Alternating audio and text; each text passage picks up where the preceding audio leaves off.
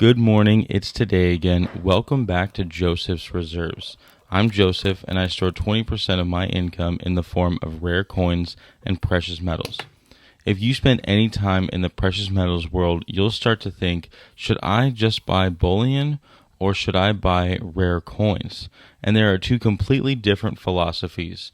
One group will say just buy the cheapest silver and gold that you can find, and another group will say rare coins outperform bullion and protect your wealth better over time. But which is actually true? In this video, we're going to break down the real difference between bullion and rare coins and the advantages and risks of each and how I personally build my reserves.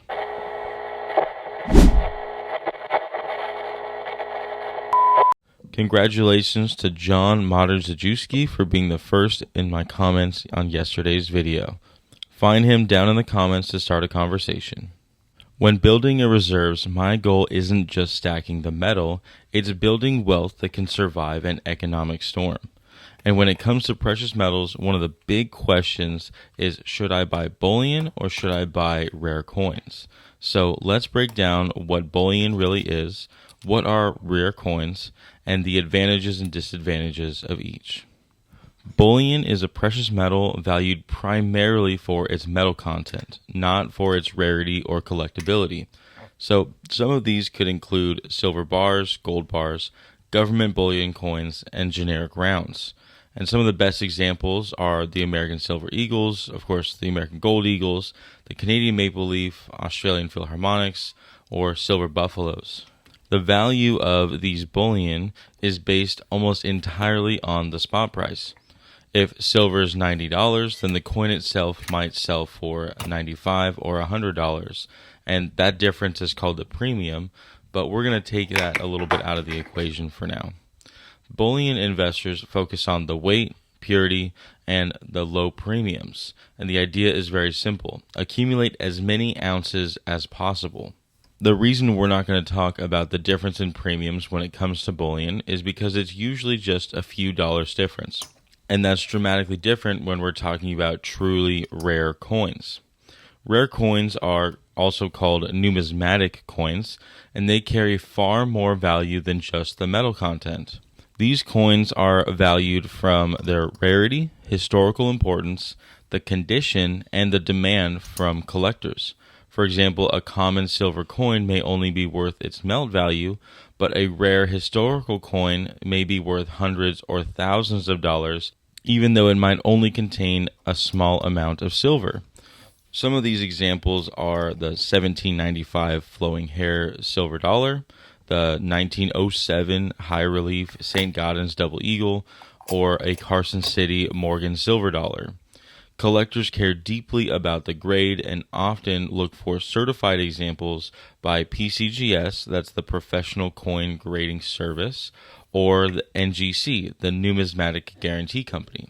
Unlike bullion, the value of these coins move independently of metal prices. There are a few advantages of going with strictly bullion. One is simplicity. Bullion is extremely simple. 1 ounce is 1 ounce, and there's no complicated grading system or extremely complex collector's market that you have to be watching in order to accurately evaluate these coins. This bullion is ideal for new investors. The second is the maximum metal exposure. Bullion gives you the most metal exposure for your money. If your goal is simply to accumulate ounces of gold and silver, bullion is usually the lowest premium way to do that. Third is high liquidity.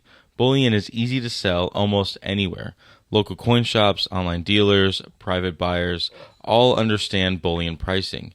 You can usually sell very close to spot. And fourth, an alternative money. Gold and silver bullion has functioned as alternative money for thousands of years. Precious metals have been used to store value for centuries, and bullion investors are essentially betting on the metal itself.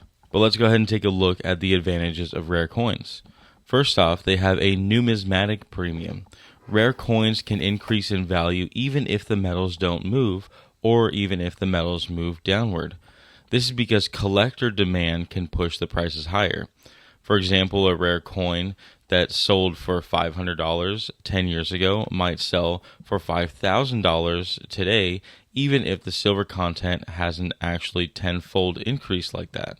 For example, a 1960D Mercury Dime in a VF example sells today for about $6,000, and about 15 years ago it sold for $700 to $900. Even though this dime only contains about a 1/14 of an ounce of silver, and in that time silver has only gone up by about 5 times, this is a dramatic difference in how the silver price has moved because of this extreme rarity. The second advantage is historical significance. Rare coins are a piece of history.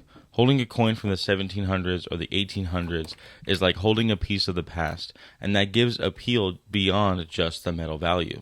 The third advantage is scarcity. Bullion will always be produced again. Mints can create millions more coins whenever demand rises, but these rare coins are different. Many rare coins exist in a fixed population. Once they're gone, they're gone. The last advantage to rare coins is the potential to outperform the metal. During certain periods, rare coins can dramatically outperform bullion. Collectors entering the market can drive prices much higher than the melt value. And of course, each of these categories has their own risk as well.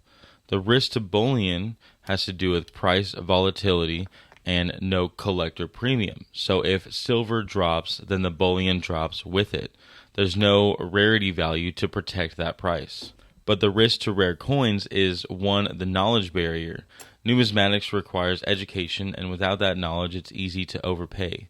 2 is market liquidity. Rare coins can sometimes take a lot longer to sell because you need to find the right buyer who understands the value. And 3, there's often a lot of dealer markups. Some rare coins are heavily marked up by dealers, which makes it even easier to overpay if you're not fully aware of what the market actually holds for that coin. So here is my personal strategy. I personally see bullion as the foundation of my reserves.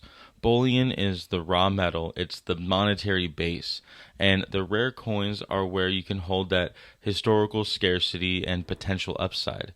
So instead of choosing one over the other, I think the smartest strategy is to combine both. Of course, with having the bullion as the vast majority of my reserves that I can lean on for high liquidity in the case of an emergency, and rare coins can be something that I can somewhat speculate on as a potential increase in value.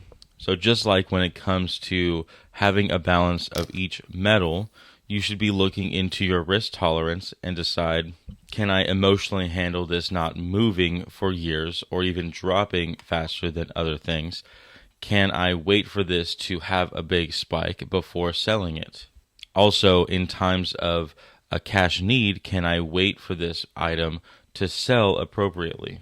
To me, these are all cases that suggest to have a larger base in easy liquidity bullion products and to speculate in small amounts with numismatics or any other potential metal that might be more difficult to sell.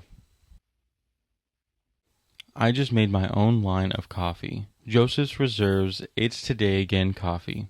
Most mornings aren't dramatic. They're quiet. You wake up, pour yourself a cup, and now you have a choice. Drift through the day or take hold of what's in front of you.